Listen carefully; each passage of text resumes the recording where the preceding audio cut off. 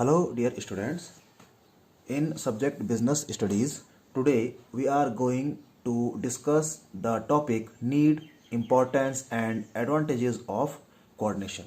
Okay, so this is the second last topic of the first chapter. Okay, so let us start the topic. ठीक है, तो coordination की need क्या है, importance क्या है और इसके फायदे क्या है. ठीक, coordination starts from the very first stage of management function planning and goes systematically with all functions. ठीक है, यानी कि कोऑर्डिनेशन की शुरुआत मैनेजमेंट के पहले फंक्शन से होती है जो कि प्लानिंग है और सिस्टमेटिकली ये फॉरवर्ड होती है सभी फंक्शंस तक, जैसे कि organising, staffing, directing and controlling. ठीक है, यानी कि मैनेजमेंट के जितने भी जो 5 फंक्शन हैं उन सब में कोऑर्डिनेशन की ज़रूरत पड़ती है. ठीक है, और इसी के साथ साथ ऑर्गेनाइजेशन में इसकी ज़रूरत पड़ती है. डायरेक्शन, पॉलिसी इम्प्लीमेंटेशन, पॉलिसी को इम्प्लीमेंट करने में इसकी ज़रूरत पड़ती है और एम्प्लॉय को मोटिवेट करने में इसकी ज़रूरत पड़ती है. Coordination derives its importance from the fact that it is needed to integrate the efforts of individuals. और कोऑर्डिनेशन की इंपॉर्टेंस क्यों है? क्योंकि बहुत सारे इंडिविजुअल्स किसी ऑर्गेनाइजेशन में काम कर रहे हैं तो उनके एफर्ट्स को इंटीग्रेट करने का काम करता है कोऑर्डिनेशन. ठीक है, और इंडिविजुअल के साथ साथ ही डिपार्टमेंट के जो एफर्ट है उनको इंटीग्रेट करने का काम करता है कोऑर्डिनेशन, और जो डिफरेंट डिपार्टमेंट में जो स्पेशलिस्ट्स काम कर रहे हैं उनके एफर्ट्स को कोऑर्डिनेट करने का काम करता है कोऑर्डिनेशन. ओके, देन कह रहा है the need for coordination can be more clear by the following points. ठीक है, अब ये पॉइंट्स दिए गए हैं आपके सामने, इससे आपको क्लियर हो जाएगा कि कोऑर्डिनेशन की इंपॉर्टेंस क्या है. First, size of organisation. ठीक, in a large organisation multiplicity of persons often creates difficulty in integrating their activities. ठीक है ना, अगर कोई बड़ी ऑर्गेनाइजेशन है तो उसमें क्या है, उसमें बहुत तरह के लोग काम कर रहे हैं और बहुत सारे लोग उसमें काम कर रहे हैं, तो उनकी एक्टिविटीज को इंटीग्रेट करना डिफिकल्ट होता है. Each individual is unique and has his own habits of work, his own background, approaches to situations and relationship with others. Her individual unique होता है, उसका काम करने का अपना तरीका होता है, उस इंडिविजुअल का अपना बैकग्राउंड होता है, उस इंडिविजुअल की अप्रोच होती है कि वो किस सिचुएशन में किस तरह से वो डील करता है और किस तरह से वो अपने रिलेशनशिप्स को दूसरों के साथ मेंटेन करता है. Due to diversity among employees, their style of functioning may also vary and conflict between individual goal and group goal may arise. तो क्योंकि employees के बैकग्राउंड में डिफरेंस है, उनके हैबिट ऑफ वर्क में डिफरेंस है, तो इससे क्या होता है, जो उनके काम करने का तरीका है वो भी अलग हो जाता है. तो जिससे क्या होता है, इंडिविजुअल गोल यानी कि उस इंडिविजुअल के जो अपने गोल्स हैं और ग्रुप गोल यानी कि ऑर्गेनाइजेशन के जो गोल हैं उसके बीच एक कन्फ्लिक्ट यानी कि मतभेद उत्पन्न हो जाता है. ठीक है, therefore it becomes essential to integrate individual and group goals through coordination. इसलिए ज़रूरी है कि इंडिविजुअल के जो गोल हैं और ऑर्गेनाइजेशन के जो गोल हैं उनको इंटीग्रेट किया जाए, और ये इंटीग्रेशन किसके थ्रू होगा, सिर्फ कोऑर्डिनेशन के थ्रू ही ये इंटीग्रेशन पॉसिबल है. ठीक है ना, तो किसी भी बड़ी ऑर्गेनाइजेशन में बिना कोऑर्डिनेशन के जो ऑर्गेनाइजेशन के जो ऑब्जेक्टिव हैं वो अचीव नहीं हो सकते हैं. तो यहाँ पे कोऑर्डिनेशन एक बहुत ही इंपॉर्टेंट रोल प्ले करता है. ठीक है, second is functional differentiation. Functions of an organisation are divided into department, division, sections and the like. यानी कि किसी भी ऑर्गेनाइजेशन में जो काम है वो डिफरेंट डिपार्टमेंट्स में, डिविजन्स में और सेक्शंस में डिवाइड किया जाता है. Coordination problem arises because each unit tries to perform its mission in isolation from the others. अब यहाँ पे क्या होता है कि डिफरेंट डिपार्टमेंट, डिविजन्स जो हैं वो आइसोलेशन में काम करना चाहते हैं कि भाई हमको सिर्फ अपने डिपार्टमेंट से मतलब है, हमको सिर्फ अपने डिवीजन से मतलब है, हमको दूसरे डिपार्टमेंट से मतलब नहीं है. तो इस केस में क्या होगा, in such cases coordination is essential to work effectively in the organisation. तो यहाँ पर कोऑर्डिनेशन की इंपॉर्टेंस जो है बहुत ज़्यादा है, ताकि डिफरेंट डिपार्टमेंट साथ मिलकर के काम करें, इफेक्टिव तरीके से काम करें.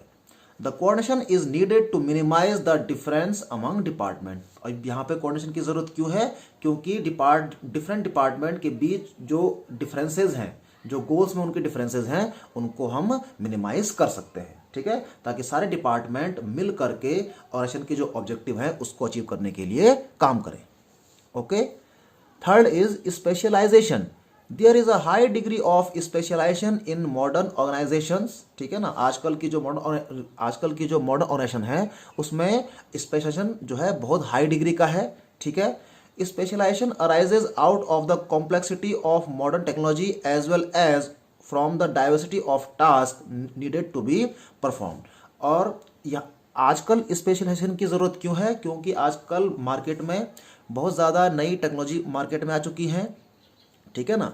और इसी के साथ साथ बहुत से तरह के काम करने होते हैं डिफरेंट एम्प्लॉयज़ को, ठीक है ना। तो यहाँ पर स्पेशलाइजेशन की ज़रूरत पड़ती है। Organisations employ a number of specialist. तो जो बड़ी जो ऑर्गेनाइजेशन है, वेल रिनाउंड जो ऑर्गेनाइजेशंस हैं, वो बहुत सारे स्पेशलिस्ट को क्या करती है? अपॉइंट करती है। The specialist think that they only are qualified to evaluate, judge and decide according to their professional criteria and others are not competent and qualified for doing these। तो यहाँ पर स्पेशलिस्ट के मन में बहुत ज़्यादा ईगो होती है, तो और वो ये सोचते हैं कि अपने प्रोफेशनल जो उनका एरिया है वही सिर्फ क्वालिफाई हैं किसी भी काम को इवेल्यूएट करने के लिए, जज करने के लिए और किसी डिसीजन को लेने के लिए। और ये स्पेशलिस्ट सोचते हैं कि दूसरे लोग जो हैं वो इतने कॉम्पिटेंट नहीं हैं या इतने क्वालिफाइड नहीं हैं कि वो इस काम को कर सकें, ठीक। तो ऐसे में क्या होता है? If all of them work in their own way it will result in chaos and confusion. तो अगर हर स्पेशलिस्ट जो है अपने ही तरीके से काम करेगा, ठीक है, तो उससे क्या होगा? एक चाओस की स्थिति उत्पन्न हो जाएगी और कन्फ्यूजन की स्थिति उत्पन्न हो जाएगी। Therefore, it becomes essential to coordinate the efforts of various specialists, ठीक है ना। इसलिए जरूरत पड़ती है कि डिफरेंट स्पेशलिस्ट जो काम कर रहे हैं किसी भी ऑर्गेनाइजेशन में, उनके एफर्ट के बीच कोऑर्डिनेशन हो among themselves as also between the specialist and other in the organization, ठीक है ना। तो इसमें क्या कर रहा है कि स्पेशलिस्ट के एफर्ट को भी कोऑर्डिनेट करने की जरूरत है और स्पेशलिस्ट के साथ साथ जो वर्कर या जो अदर एम्प्लॉय भी काम कर रहे हैं उन सब के एफर्ट्स को कोऑर्डिनेट करने की जरूरत है, ठीक। देन नेक्स्ट कर रहा है balancing of skills and abilities. While staffing, management achieves coordination by balancing the skills and abilities of people working in an organization with the job assigned to them, ठीक है ना।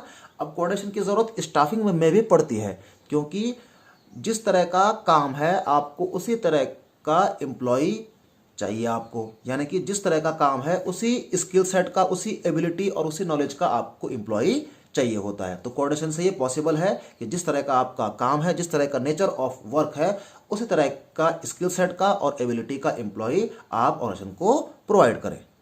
Okay. Next is confirmation of actual results with plans. While controlling, management achieves coordination by ensuring that actual results and performance conform to plans made by the executives as closely as possible. तो controlling में भी coordination की ज़रूरत पड़ती है, क्योंकि controlling में management क्या करता है? कंट्रोलिंग में मैनेजमेंट कोऑर्डिनेशन के थ्रू इंश्योर करता है कि जो एक्चुअल रिजल्ट हैं, यानी कि जो हमारी परफॉर्मेंस है, वो प्लान्ड परफॉर्मेंस से ज़्यादा मैच करें, जिससे कि जो हमने स्टैंडर्ड सेट किया था या जो हमारे जो ऑब्जेक्टिव हैं वो टाइमली अचीव हो जाए। Okay. Next is coordination between the objectives and available resources. In planning, coordination is required between the master plan of the organization as a whole and the plans of different department, ठीक है। तो यहाँ पे क्या कह रहा है कि प्लानिंग में दो चीज़ें हैं। एक तो आप you are planning for the overall organisation and also in planning the different departments are making the objectives of their own department. तो यहाँ पे ज़रूरत क्या है? डिपार्टमेंटल जो ऑब्जेक्टिव्स हैं और ओवरऑल ऑर्गेनाइजेशन के जो ऑब्जेक्टिव हैं उसके बीच में कोऑर्डिनेशन होना चाहिए। For this purpose coordination between the organisational goals and available resources is essential. तो इसके लिए क्या ज़रूरी है? इसके लिए ज़रूरी है कि ऑर्गेनाइजेशन के जो गोल्स हैं और ऑर्गेनाइजेशन के पास जितने भी रिसोर्सेज हैं, जो फाइनेंशियल रिसोर्सेज हैं, ह्यूमन रिसोर्सेज हैं या अदर जो फिजिकल रिसोर्सेज हैं, उसके बीच कोऑर्डिनेशन होना चाहिए। Okay. Seventh is ensures harmonious working. While directing, management uses supervision, motivation, and leadership to ensure harmonious working of the business organization. So direction में management क्या करता है? डायरेक्शन में मैनेजमेंट अपने एम्प्लॉयज़ को सुपरवाइज करता है, मोटिवेट करता है और उनको लीड करता है, ताकि जितने भी एम्प्लॉयज़ हैं उनके काम में हार्मनी हो, सामंजस्य हो, जिससे कि बिजनेस ऑर्गेनाइजेशन का काम ठीक से हो सके। और लास्ट पॉइंट इसमें है coordination between authority and responsibility. While organizing, the management should coordinate between the authority and responsibility of every individual। ठीक है ना? तो ऑर्गेनाइजिंग में क्या होता है? कोऑर्डिनेशन जो है बिठाना पड़ता है किसके बीच? अथॉरिटी और रिस्पॉन्सिबिलिटी के बीच। Same work should not be assigned twice, यानी कि एक ही काम को बार बार नहीं दिया जाना चाहिए। Thus every managerial function is an exercise in coordination. इस तरह से हम देखते हैं कि हर मैनेजरियल जो फंक्शन है, starting from the planning, organising, staffing, directing and controlling, हर जगह जो है कोऑर्डिनेशन की ज़रूरत पड़ती है। और इसमें एक और पॉइंट है कि अथॉरिटी और रिस्पॉन्सिबिलिटी के बीच कोऑर्डिनेशन इस तरह का होना चाहिए कि जितनी अथॉरिटी दी गई है उतनी ही रिस्पॉन्सिबिलिटी भी होनी चाहिए, या जितनी रिस्पॉन्सिबिलिटी दी गई है उतनी ही अथॉरिटी भी होनी चाहिए। Okay, so dear students, these are the advantages and importance and need of the coordination.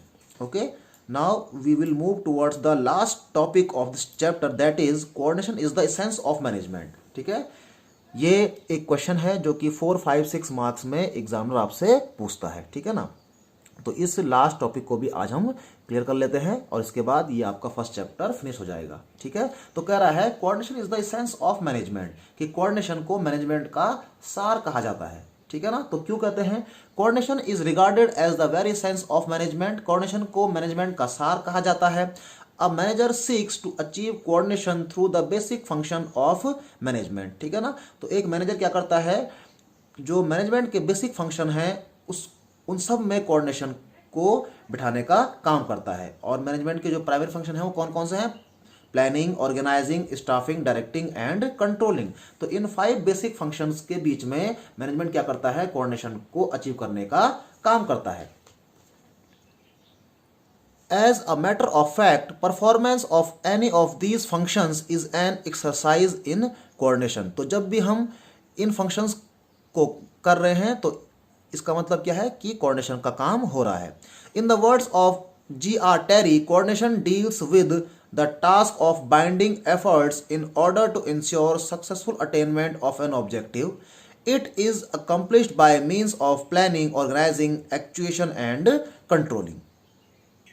तो J.R. Terry कहते हैं कि कोऑर्डिनेशन डील करता है डिफरेंट एम्प्लॉयज़ के एफर्ट को बाइंड करने में, यानी कि डिफरेंट जो एम्प्लॉयज़ हैं उनके एफर्ट को एक साथ ले जाने का काम करता है कोऑर्डिनेशन, जिससे कि ऑर्गेनाइजेशन के जो ऑब्जेक्टिव हैं वो सक्सेसफुली अचीव किए जाएं। और ये किसके थ्रू होंगे? ये होंगे प्लानिंग, ऑर्गेनाइजिंग, एक्चुएशन और कंट्रोलिंग के थ्रू।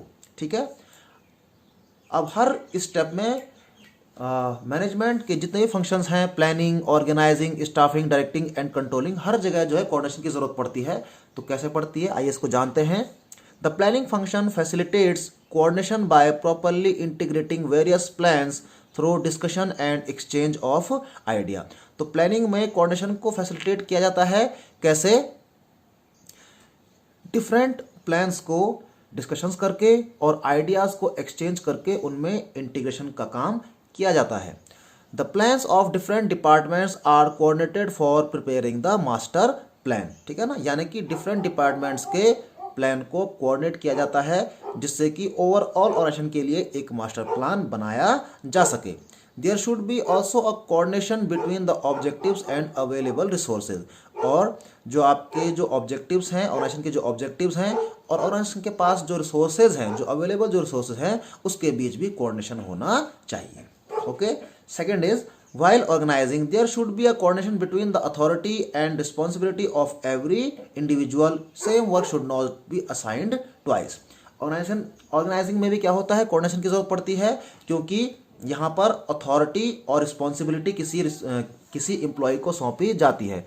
तो अभी हमने बात की थी कि जितनी अथॉरिटी होगी उतनी ही रिस्पॉन्सिबिलिटी दी जानी चाहिए, उसके बीच एक बैलेंस होना चाहिए। और जितनी रिस्पॉन्सिबिलिटी किसी एम्प्लॉय को दी जा रही है उतनी अथॉरिटी उस एम्प्लॉय को दी जानी चाहिए। और किसी एम्प्लॉय को वही काम जो है बार बार नहीं सौंपना चाहिए। थर्ड कह रहा है while staffing coordination is achieved by balancing the skills and abilities of the employ with the job assigned to them. और स्टाफिंग में भी कोऑर्डिनेशन की जरूरत पड़ती है, क्योंकि जिस तरह का आपका काम है उसी तरह के स्किल सेट का, उसी तरह की एबिलिटी का आपको एम्प्लॉय भी चाहिए होता है।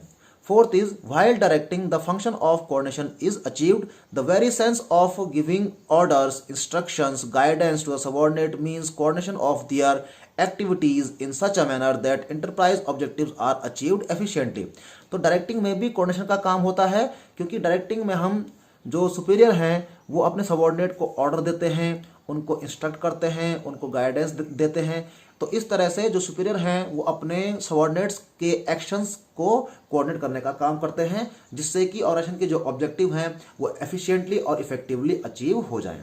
और फाइनली कह रहा है while undertaking controlling, a manager assess the performance of subordinates against the prescribed standards. Remedial measures are taken if performance is not up to the standard। ठीक है, तो कंट्रोलिंग में भी क्या होता है, यहाँ पर भी कोऑर्डिनेशन की जरूरत पड़ती है।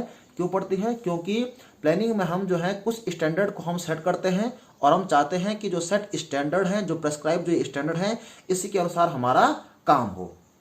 ठीक है, तो कंट्रोलिंग में मैनेजर क्या करते हैं, जो प्रेस्क्राइब्ड स्टैंडर्ड्स हैं इससे कंपेयर करते हैं अपने एम्प्लॉयज की जो एक्चुअल परफॉर्मेंस है उसको मेजर करते हैं। ठीक है, उसको कंपेयर करते हैं। ठीक है, और लास्ट में remedial measures are taken if performance is not up to the standard. तो अगर प्रेस्क्राइब्ड स्टैंडर्ड्स के अनुसार एम्प्लॉयज की परफॉर्मेंस मैच नहीं करती है तो उस केस में जो मैनेजमेंट है वो रेमेडियल मेजर्स को यानी कि कुछ ऐसे एक्शंस को लेता है जिससे कि प्रेस्क्राइब्ड स्टैंडर्ड के अनुसार ही एम्प्लॉयज की परफॉर्मेंस मैच कर जाए।